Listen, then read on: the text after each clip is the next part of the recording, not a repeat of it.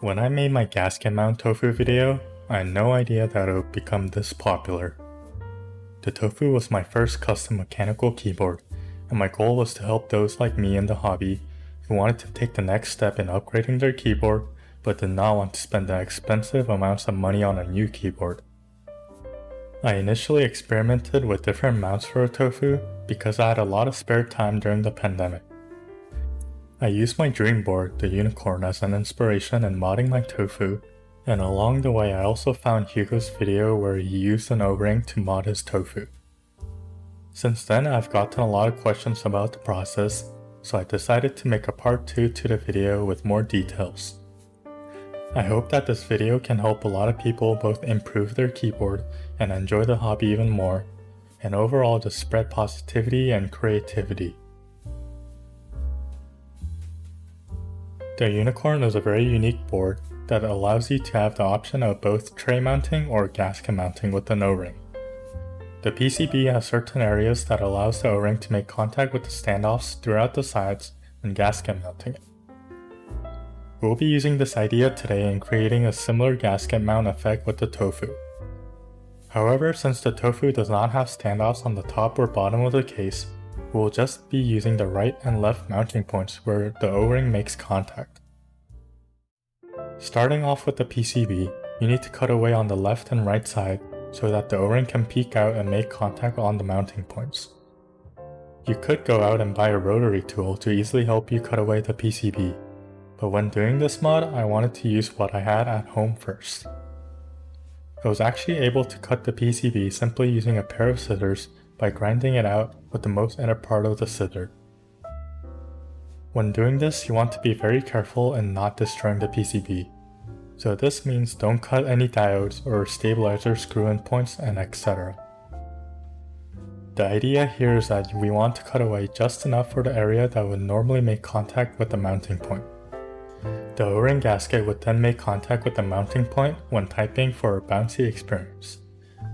Someone commented previously that they were worried that it would be unstable not having the top and bottom contact standoffs like the unicorn. But unless I pressed on the number keys really hard, I didn't have any issues through normal use. Next, we need to get rid of all the mounting points except the very far right and left one. I tried to do this once again with what I had at home, and I was able to do it with a power drill and a drill bit. It doesn't have to be perfect, but it just has to be enough so that the PCB will no longer make contact with the mounting points. You can also get rid of the mounting points using a drill press or rotary tool, but this was just what I had on hand at home. Next, you want to put your O-ring in between the gap between the PCB and the plate. This is pretty straightforward, so I won't spend too much time on this step.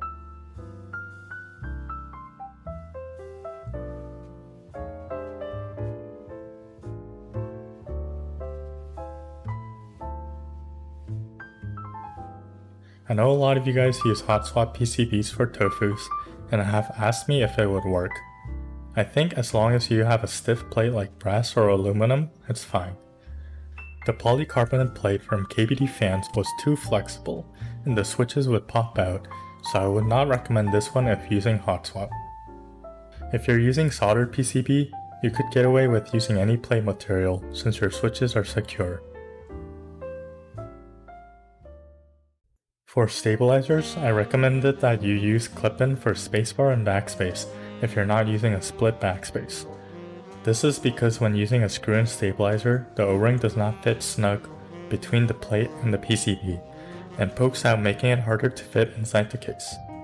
However, you can still make screw-in stabilizers work by sanding down the stabilizer a bit for a better fit, or you can use something like a tweezer when inserting it inside the case. Using clip-in will definitely make fitting inside the case a lot easier. As for the rest of the stabilizers, it does not matter what you use.